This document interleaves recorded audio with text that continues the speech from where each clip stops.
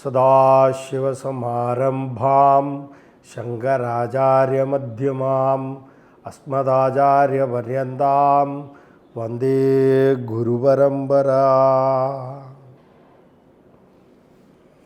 എല്ലാവർക്കും നമസ്കാരം. ഞാനിന്ന് ഒരു പുതിയ യൂട്യൂബ് ചാനൽ ആരംഭിക്കുകയാണ്. നമ്മുടെ പ്രിയപ്പെട്ട ഹരിദ്വാറിൽ നിന്നുള്ള യോഗി അംഗനാഥ് മഹാരാജ് എന്ന നാഗസന്യാസിയുടെ നിർദ്ദേശപ്രകാരമാണ് ഇങ്ങനൊരു യൂട്യൂബ് ചാനൽ തുടങ്ങുവാൻ ഞാനിന്ന് തീരുമാനിച്ചത്. അദ്ദേഹത്തിൻ്റെ പ്രസൻസിൽ തന്നെയാണ് ഇത് ചെയ്തുകൊണ്ടിരിക്കുന്നത്. വാസ്തുശാസ്ത്രത്തെക്കുറിച്ചും ഭാരതീയമായ ദർശനങ്ങളെക്കുറിച്ചും, വേദം, അതിൽ തന്നെ എല്ലാം ഉണ്ടല്ലോ, അതുമായി ബന്ധപ്പെട്ടുള്ള ധ്യാനം, സർവ വേദാംഗം അഥവാ ശിക്ഷ, കൽപ്പം, നിരുത്തം, ഛന്ദസ്, വ്യാകരണം, ജ്യോതിഷം എന്ന് തുടങ്ങി എല്ലാ വിഷയങ്ങളും ഇതിൽ ചർച്ച ചെയ്യപ്പെടും വരും കാലങ്ങളിൽ. തുടക്കം എന്നോണം ആദ്യം എല്ലാവരും ആവശ്യപ്പെടുന്നത്, ഞാൻ ഈ ചാനലിൽ ജനൻ ടി വിയിലൊക്കെ വാസ്തുവൊക്കെ ചെയ്യുന്നുണ്ടല്ലോ, അപ്പോൾ ആൾക്കാർ എൻ്റെ വാക്കുകൾ ഞാൻ കൂടുതലും പ്രമാണമാണ് പറയുന്നത്. കൂടുതൽ പ്രമാണം പറയുമ്പോൾ സാധാരണ ആൾക്കാർക്കത് ഉൾക്കൊള്ളാൻ പറ്റുന്നില്ല എന്നൊക്കെ പറയണു. ഞങ്ങൾ താഴെ വരികയാണ്, സാധാരണ രീതിയിലേക്ക് എല്ലാവർക്കും മനസ്സിലാകുന്ന ഭാഷയിലേക്ക് സിമ്പിളായിട്ട് കാര്യങ്ങളെ അവതരിപ്പിക്കാൻ പോവുക. പ്രമാണം പറയുന്നത് സത്യത്തിൽ പറഞ്ഞാൽ പ്രമാണം പറയുന്നത് എന്താണെന്ന് ചോദിച്ചാൽ, ഏതൊരു കാര്യം നമ്മൾ പറയുമ്പോഴും, ശാസ്ത്രവുമായി ബന്ധപ്പെട്ട ഏതൊരു കാര്യങ്ങൾ നമ്മൾ പറയുമ്പോഴും പ്രമാണം പറയുന്നത് എന്താണെന്ന് വെച്ചാൽ, നമ്മുടെ കയ്യിൽ നിന്നുണ്ടാക്കി പറയുന്ന കാര്യങ്ങളല്ല ഇത് നമ്മുടെ ഋഷി പരമ്പരയുടെ ദർശനങ്ങളാണ് എന്ന് ബോധ്യപ്പെടാൻ വേണ്ടിയിട്ടാണ് പ്രമാണം പറയുന്നത്. അല്ലാതെ നമുക്ക് ഈ പ്രമാണങ്ങൾ അറിയാം, നമ്മുടെ ജ്ഞാനം വലുതാണെന്നോ ചെറുതാണെന്നോ അങ്ങനൊന്നും ആരെയും ബോധ്യപ്പെടുത്താൻ വേണ്ടിയല്ല.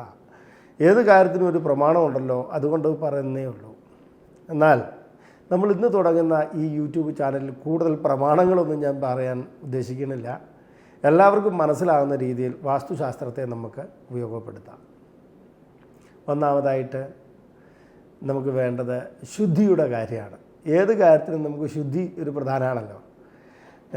നമ്മളൊരു പൂജ കഴിക്കാൻ പോവുകയാണ്, അല്ലെങ്കിൽ ഒന്ന് ധ്യാനം ചെയ്യാൻ പോവുകയാണ്, അല്ലെങ്കിൽ നമ്മൾ മറ്റെന്തെങ്കിലും ഒരു കാര്യങ്ങൾ ചെയ്യാൻ പോവുകയാണ്. എന്നിരുന്നാൽ പോലും നമുക്ക് ആദ്യ സത്യത്തിൽ എന്താ വേണ്ടത്? ശുദ്ധി വേണം. മനസ്സിന് ശുദ്ധി വേണം, ശരീരത്തിന് ശുദ്ധി വേണം.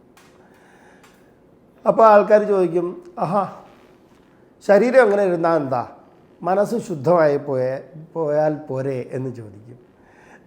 അപ്പോൾ അതിന് നമ്മൾ പറയണത്, എത്ര ശുദ്ധമായ വസ്തുവാണെങ്കിലും, ഇപ്പം അമൃത് പരിശുദ്ധമാണ്, അത് ഒരു പാത്രത്തിലെടുക്കൂ, ആ പാത്രത്തിന് ചുറ്റിനും അങ്ങ് കാഷ്ടമിരുന്നാൽ അങ്ങനെ തന്നെ കൽപ്പിച്ചോളൂ, അതിനുള്ളിലിരിക്കുന്ന അമൃത് ശ്രേഷ്ഠമാകുമോ എന്നൊരു ചോദ്യം ചോദിച്ചാൽ എന്താ നിങ്ങൾക്ക് പറയാൻ പറ്റുക?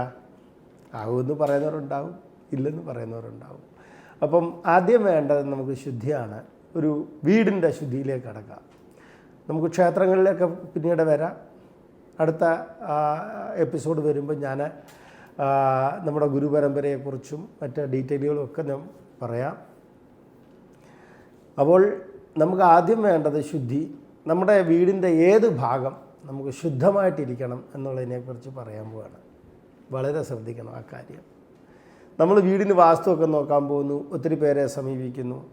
അല്പ അറിവും കൊണ്ട് ഒരുപാട് ആൾക്കാർ യൂട്യൂബ് ചാനലുകളൊക്കെ തുടങ്ങിയിട്ട് എന്തൊക്കെയോ പറയുന്നു. ചിലപ്പോൾ അവരുടെ ചാനലിൻ്റെ വളർച്ചയ്ക്കോ അല്ലെങ്കിൽ അവർക്ക് ധനം ഉണ്ടാക്കാനോ മറ്റു പല കാര്യങ്ങൾക്കായിരിക്കും ഇങ്ങനെയുള്ള കാര്യങ്ങൾ സംസാരിക്കുന്നത്. എന്നാൽ ആ ഒരു ഉദ്ദേശ ലക്ഷ്യത്തോടല്ല നമ്മളിത് തുടങ്ങിയിരിക്കുന്നത്. അതാദ്യം നിങ്ങളെ ബോധ്യപ്പെടുത്തുകയാണ്. ഗുരവോ ബഹവസന്തി ശിഷ്യ വിത്താപഹാരഹ ദുർലഭ സദ്ഗുരുർലോകേ ശിഷ്യ ഹൃത്താപഹാരഹ എന്ന് പറയുന്നുണ്ട്. അതെന്ന് വെച്ചാൽ ഗുരുക്കന്മാർ അനവധിയുണ്ട് ശിഷ്യൻ്റെ ധനത്തെ അപഹരിക്കുവാൻ. എന്നാൽ സദ്ഗുരുവിനെ ശിഷ്യൻ്റെ ഹൃദയത്തിൻ്റെ താപം തീർക്കുന്ന ഗുരുവിനെ കണ്ടുമുട്ടിയ അല്ലെ കിട്ടാൻ വളരെ പ്രയാസമാണെന്നാണ് അതിനെ ലഘൂകരിച്ച് പറഞ്ഞാൽ. അപ്പോൾ ഈ പ്രമാണം ഞാൻ അറിയാതെ ഇപ്പോൾ പറഞ്ഞു പോയതാണ്. കഴിവതും ഞാൻ പ്രമാണം ഒഴിവാക്കാൻ ശ്രമിക്കാം. അറിയാതെ ഇടയ്ക്ക് ഇങ്ങനെയൊക്കെ വരുന്നതൊക്കെ നിങ്ങൾ സഹിച്ചോണം എന്ന് മാത്രമേ എനിക്ക് പറയാനുള്ളൂ. താല്പര്യമുള്ളവർ നമ്മുടെ യൂട്യൂബ് ചാനൽ സബ്സ്ക്രൈബ് ചെയ്യുക, അത് ഷെയർ ചെയ്യുകയൊക്കെ ചെയ്യുന്നത് നല്ലതായിരിക്കും.